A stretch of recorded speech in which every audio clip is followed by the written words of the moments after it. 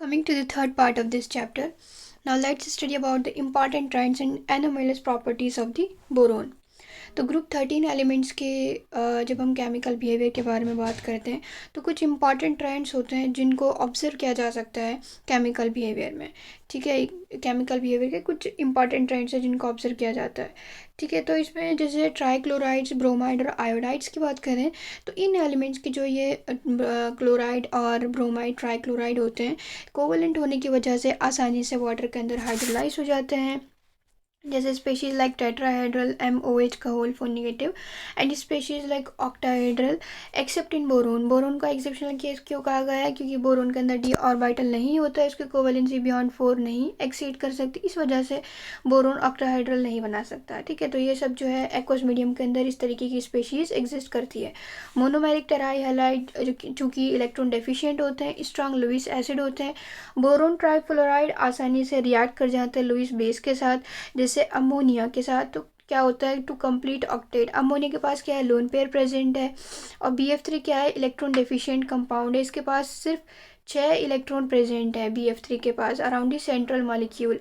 तो ये क्या करेगा, अमोनिया से लोन पेयर को लेकर क्या बना लेगा, अपना ऑक्टेट कंप्लीट कर लेगा। Boron trifluoride easily react with Lewis base such as ammonia to complete octet around boron. ये ऐसा इसलिए है क्योंकि डी ऑर्बिटल की एब्सेंस की वजह से मैक्सिमम कोवेलेंसी बोरोन की कितनी हो सकती है, सिर्फ 4 हो सकती है। तो डी ऑर्बिटल अवेलेबल है, चूँकि डी ऑर्बिटल अवेलेबल है एल्युमिनियम के लिए और अदर एलिमेंट्स के लिए, तो मैक्सिमम कोवेलेंसी बियॉन्ड 4 एक्सपेक्ट की जा सकती है। ज़्यादातर अदर मेटल हैलाइड जैसे AlCl3 डाइमेराइज्ड हो जाते हैं हैलोजन ब्रिजिंग की मदद से। जैसे AlCl3 डाइमराइज्ड होकर क्या बना लेता है, Al2Cl6। मेटल स्पीशीज अपनी ऑक्टेट कंप्लीट करती है इलेक्ट्रॉन को एक्सेप्ट करके फ्रॉम हैलोजन, इस तरीके के हैलोजन ब्रिज मॉलिक्यूल की मदद से। ठीक है, तो AlCl3 क्या हो जाता है, डाइमेराइज्ड हो जाता है into Al2Cl6 by halogen bridging. Boron is unable to form BF6 3 negative ion, explain करिए। तो बोरोन के अंदर पहले भी बताया डी ऑर्बिटल नहीं होता है, इसी वजह से ये अपना ऑक्टेट जो but unable to expand its octet, पूरा कंप्लीट ही नहीं कर पाता ऑक्टेट, इसी वजह से इसकी जो कोवेलेंसी है बोरोन की वो 4 से एक्सीड नहीं कर सकती। कुछ इंपॉर्टेंट कंपाउंड्स की बात करते हैं बोरोन की, तो इसके अंदर बोरैक्स आ जाता है, ऑर्थोबोरिक एसिड और डाइबोरेन। बोरैक्स, ऑर्थोबोरिक्स और डाइबोरेन। बोरैक्स की बात करें तो मोस्ट इंपॉर्टेंट कंपाउंड है बोरोन का। बोरैक्स क्या है, मोस्ट इंपॉर्टेंट कंपाउंड है बोरोन का। ये वाइट क्रिस्टलाइन सॉलिड होता है। फॉर्मूले की बात करें तो Na2B4O7.10H2, और 10H2 क्या है, क्रिस्टलाइन का क्रिस्टलाइन वाटर का पार्ट है। ठीक है, जिसके अंदर 10H2O है। इनफैक्ट इसके अंदर टेट्रा न्यूक्लियर यूनिट होती है, जैसे इसमें B4 है, मतलब चार बोरोन है। ठीक है, 4 न्यूक्लियस है बोरोन के, तो हो गया B, इसी वजह से इसको टेट्रा न्यूक्लियर यूनिट कहा गया है। B4O5OH का होल फोर 2 नेगेटिव। अगर इसका करेक्ट फार्मूले की बात करें तो आ जाता है Na2 अंडर ब्रैकेट B4O5OH का होल फोर, और बाहर क्या है, 8H2 है। बोरा क्या है इसका actual formula, Na2 under bracket Na2B4O5OH का whole four bracket complete 8H2। Borax water के अंदर डिजॉल्व होता है, क्या देता है, अल्कलाइन सॉल्यूशन। कैसा सॉल्यूशन मिलता है बोरैक्स को वाटर के अंदर डिजॉल्व करके, अल्कलाइन सॉल्यूशन। ठीक है, अल्कलाइन सॉल्यूशन मिलता है। Na2B4O7 + 7H2O gives NaOH + H3BO3, और यहाँ से ऑर्थोबोरिक एसिड मिल जाएगा। हीट करने पर बोरैक्स क्या करता है, जब Na2B4O7.10H2O को हीट किया जाता है तो बोरैक्स क्या करता है, जो भी क्रिस्टलाइन वाटर है 10H2O ये खत्म हो जाता है, ये स्वयं इवेपोरेट हो जाता है। ठीक है, और ये स्वेल हो जाता है। ये मॉलिक्यूल क्या करता है, बोरैक्स अपना वाटर लॉस कर देता है, लूज कर देता है, और फर्दर हीट करने पर ये एक ट्रांसपेरेंट लिक्विड में टर्न हो जाता है, जो सॉलिडिफाई हो जाते हैं ग्लास लाइक मटेरियल में, जिसको बोरैक्स बीट कहते हैं। ये एक्चुअली कैसा दिखाई देता है तो एक्चुअली तो इसकी अपीयरेंस ऐसी हो जाती है जैसे मार्बल्स होते हैं जिनसे खेलते हैं ना, उस तरीके के मार्बल्स की जैसी ग्लास लाइक मटेरियल में कन्वर्ट हो जाता है कौन, बोरैक्स। और इसी को क्या कहते हैं, बोरैक्स बीट कहते हैं। तो जैसे रिएक्शन की बात करें Na2B4O7.10H2, ये हमारा बोरैक्स है। इसको हीट किया तो जितना भी क्रिस्टलाइन फॉर्म में वाटर प्रेजेंट है वो खत्म हो जाता है, बनता है Na2B4O7।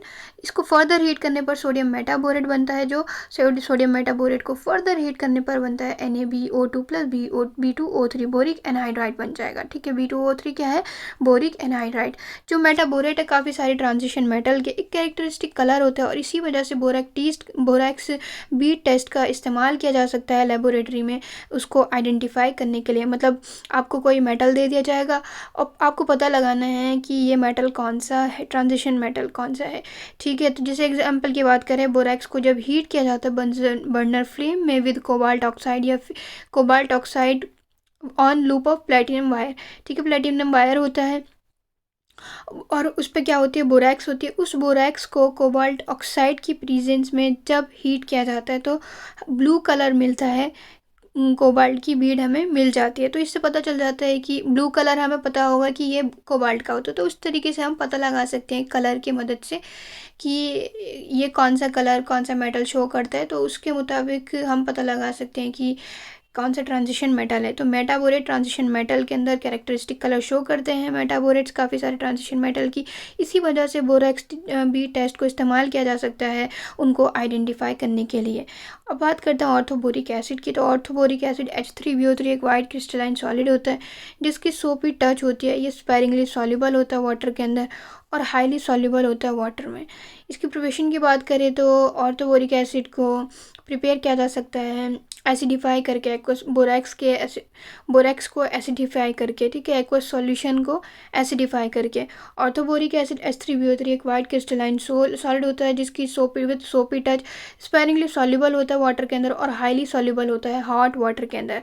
प्रिपरेशन की बात करें तो ये बोरैक्स के एक्वस सॉल्यूशन को एसिडिफाई करते हैं। बोरैक्स के एक्वस सॉल्यूशन को एसिडिफाई करते हैं। क्या करना है, Na2B4O7 है, aqueous solution plus 5H2 acidify करना है तो HCl डाल देंगे।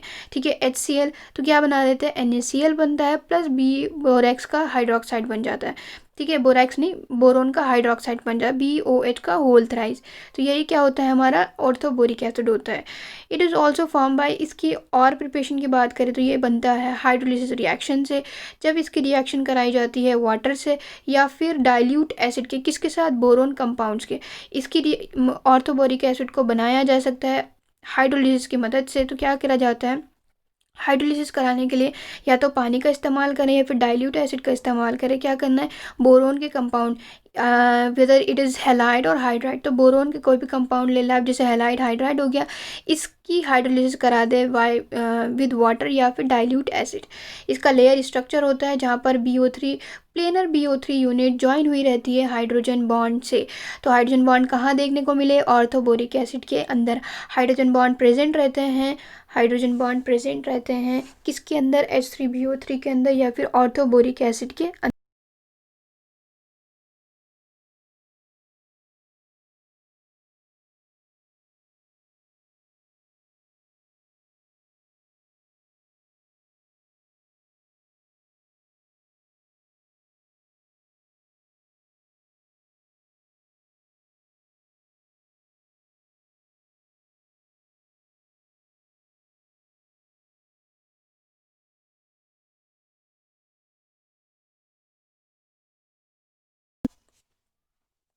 बोरिक एसिड एक वीक मोनोबेसिक एसिड होता है। सबसे पहली बात, वीक मोनोबेसिक एसिड होता है। It is not a strong acid, क्योंकि ये इट इज़ नॉट स्ट्रॉन्ग हम इसलिए कह रहे हैं क्योंकि एक प्रोटोनिक एसिड नहीं होता है। दैट मीन्स ये एच आयन रिलीज नहीं करता है, बल्कि क्या करता है, इलेक्ट्रॉन को एक्सेप्ट करता है। It is a Lewis acid that accept electron from the hydroxyl ion.